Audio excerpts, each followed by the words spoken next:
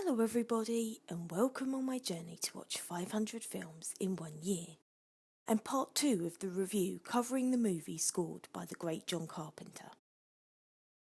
Prince of Darkness is about a sinister secret which has been kept in the basement of an abandoned Los Angeles church for many years. When a priest belonging to a mysterious sect who were put in place to stop it being discovered dies, another priest enters the basement and asks the scientist friend to help investigate its history and its purpose. In the Mouth of Madness is about an insurance investigator who has been hired to find a missing horror writer and soon begins discovering that his books are having more than an inspirational effect on his fans. Village of the Damned tells the story of an American village which is visited by some unknown life form, leaving the women of the village pregnant. 9 months later, the babies are born and they all look normal, but it doesn't take the parents long to realise that there is something terribly wrong with their offspring. Escape from LA is the sequel to Escape from New York and sees Snake Plissken once again called on by the United States government to recover a potential doomsday device from Los Angeles, which is now an autonomous island where undesirables are deported to. Vampires is about a vengeful vampire slayer who must retrieve an ancient Catholic relic that, should it be acquired by vampires, will allow them to endure sunlight. Ghosts of Mars is set years in the future and follows a police unit which is sent to Mars to pick up a highly dangerous criminal at a remote mining post. Upon arrival, they find that the post has become a charnel house and they have to fight against the savage miners who have been taken over by something inhuman. I would say that there were some real highlights in this group of movies and some real lows. John Carpenter revealed that he had become burnt out after he had made Ghosts of Mars, and this really showed. None of his trademark humour or unmistakable style could be detected, and if it hadn't been for the release of The Ward in 2010, a film I plan to watch again soon, that could have been the last film he ever made. It has been reported that he has signed on to direct Darkchild, which is the story of Ariel Child, a teenage girl who has the power to turn herself into the nightmare creatures of her dreams, but the information on that has gone a little quiet. Back to his extensive back catalogue though, and the wonderful Prince of Darkness.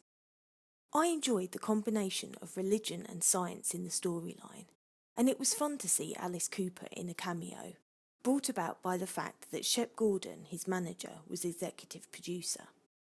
He was visiting the set one day and was offered a part by John Carpenter. Nice work if you can get it.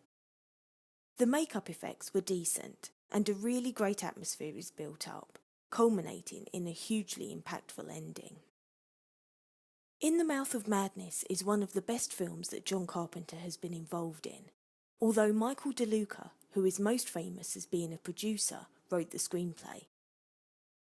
The movie is multi-layered, surreal and really disturbing, and the plot is expertly woven, blurring dreams and reality throughout the story. The effects are superlative, and there is a great pace to the action, plus Sam Neill is great as the central character. Expect a wild ride and an incredible ending if you decide to watch this one.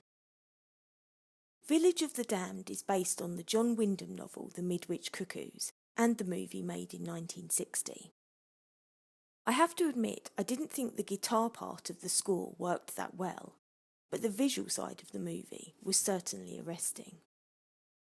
I was glad that the children had white blonde hair, as it was an iconic detail from the book and previous film, and I didn't realise until after I'd seen the picture that David was played by Thomas Dekker in an early role. What can I say about Escape from LA? It's an absolutely crazy movie, with ridiculous special effects, an even more ridiculous plot, which was co-written by Kurt Russell, and some interesting costume choices. Bruce Campbell's cameo was excellent, and the satirical and political undertones to the film were thought-provoking. Vampires is where my enjoyment started to tail off. I felt James Woods was completely the wrong person to play the starring role, and I also didn't feel as if the actor playing Valak was in the slightest bit appealing either. The gore levels were quite high, which is a good thing, but I have to admit I prefer the romantic side to vampire lore, so struggled to enjoy the alternative approach. Ghosts of Mars had potential, but ended up being one of the silliest movies I've seen recently. I liked the idea that the government had become matriarchal, and I enjoyed the fact that a character was telling the story, but other people's perspectives were also included, giving the plot a little more depth. Unfortunately, though, the plot went from promising to far-fetched and ended up descending into complete and utter mayhem. By and large, I really like John Carpenter's movies and his music. He is truly a master of horror. In terms of these films, I will give Prince of Darkness, The Village of the Damned, and Escape from LA a thumbs up. In the Mouth of Madness, a huge thumbs up, and Vampires and Ghosts of Mars a thumbs down. Please join me for my next review, where I'll be talking about Doctor Strange, co-written and directed by Scott Derrickson. Thanks for taking the time to listen, and I hope to hear from you soon.